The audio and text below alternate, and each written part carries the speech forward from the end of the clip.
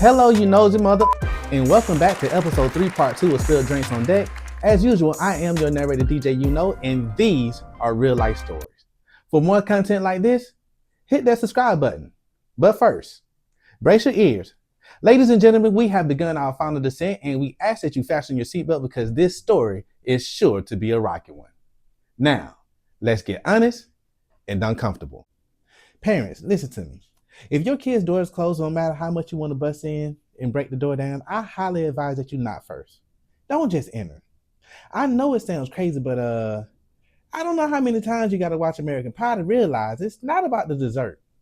Furthermore, the crusted over, balled up pieces of tissues and sauce that you're picking up isn't dried up snot. I know the old saying, parents, this is my house and you're going to abide by my rules. But think about it. Around about the age of 10 is when kids usually decide that they're grown and they know more than you because they've been in school. So to meet them in the middle, rules about the door being closed should go out the window around about the age of 11. Well, unfortunately, some people are still going to choose to find out the hard way. So was I. Theme music, me please. So if you remember in my last episode, I'm currently in my new spacious one-man luxury apartment called The Closet, watching my newest favorite show on HBO, Real Sex. 1:45 in the morning, I'm stuck like a deer in the headlights. I'm watching this Cadillac hit switcher with no hydraulics, I swear to gizzard. This is my first time seeing the professional intimacy mentorship program representative, I said that real fast, aka a pimp, take action the way that he did. And Jack didn't cut her no slack. But when you're sneaking trying to do the hanky-panky to yourself, you gotta stay on your toes, man, pause. You gotta be slicker than Puffy Oil, no diddy. And I wasn't on my toes because somebody wanted to walk in. Unexpectedly, may I add. And did not announce themselves like ICE agents in Minnesota. People of the jury, this is just an 11-year-old boy trapped in a place that he couldn't get out of. He wasn't harming anybody or conducting himself in a manner that would be considered a violation of crime. He was simply taking his frustrations out every Thursday while watching TV. He never did the crime, so you must acquit him of the time. Let the doors close, and I rest my case. Being that I wasn't in the bed, I'm pretty sure they probably want to know my whereabouts. Engaged by that little light up under the door, I couldn't have been as smart as I thought I was at the age of 11. Now, me on the other hand, I am focused. The show was going good. I didn't hear with my heightened sense of hearing. And all I know is Sharma was on standby, ready to act as my quilted, quicker picker upper, with my eyes closed in those final moments where the magic had set to begin. The doorknob turns. Heart pounding, not knowing if it's from the climax or the doorknob or both. But Houston, we clearly have a problem. Nothing's more embarrassing than having your pig in the blanket and turning your TV to a show that doesn't even exist. And then having to explain why. Why are you in the closet? And as a matter of fact, why is your ass not asleep? Then there is one question no man can ever answer once he is caught. It is a proven fact that every man, no matter the situation, once caught doing anything he's not supposed to, will answer with this silly ass statement. Oh no. Disaster. It doesn't matter what it is. Exhibit A. What's wrong with your feet? Shit, I don't even know. Exhibit B. Who the hell is she, DJ? Shit, I don't even know. I don't even know. Or Exhibit C. Oh my God, why does it fit in the palm of my hand? Okay, now we doing too much. And I couldn't have been more unready for what was about to happen. Unfortunately, those were questions that were never asked. And according to my rights under federal law 90210, my versus room, those rights were never granted.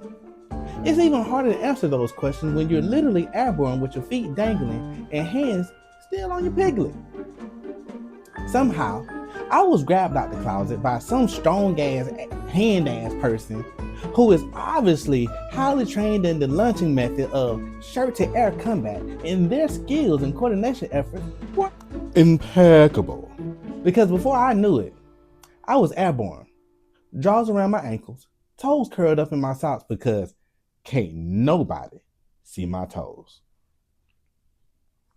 And just imagine being slung in the air, slow motion, hand on your water moccasin as the little theme song play. Ding, ding, ding, ding, ding. Ding, ding, ding, ding, ding, ding, ding. I didn't even get a chance to catch my breath.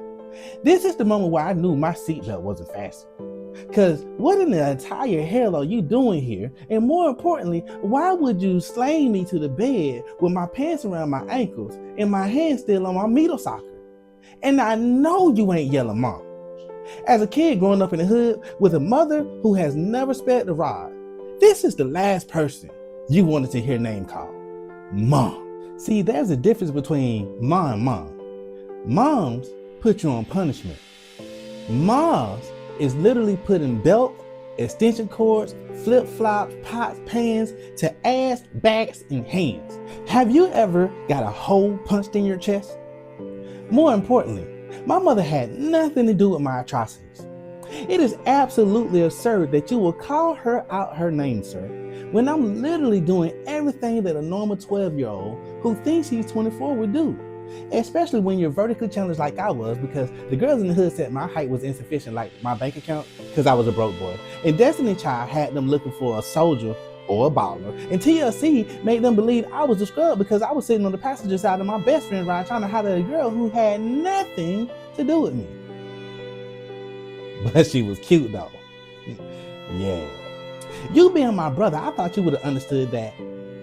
But you ruined the moment for eternity. Now my TV is gone.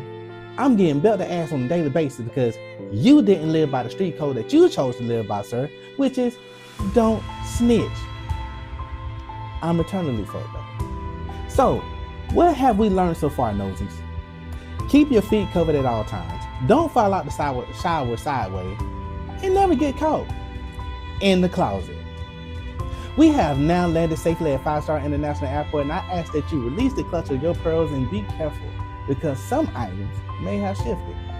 This has been another episode of Spilled Drinks on Deck, and until next Wednesday, always dream big and be great.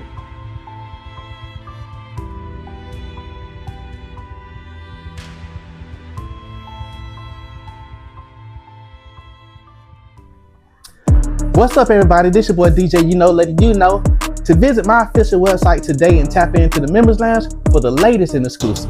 That's where you'll get early access to my new release, Spilled Drinks on Deck, and trust me, you do not want to miss that drop. Plus, we have an upcoming session focused on entrepreneurship where we're building, networking, and leveling up together. And you don't want to miss out on purchasing U-KNO merch, so make sure you tap in with the twin at www.5starentertainment.com. That's FIVEESTARR entertainment.com, and I'll see you in the members lounge. Let's work.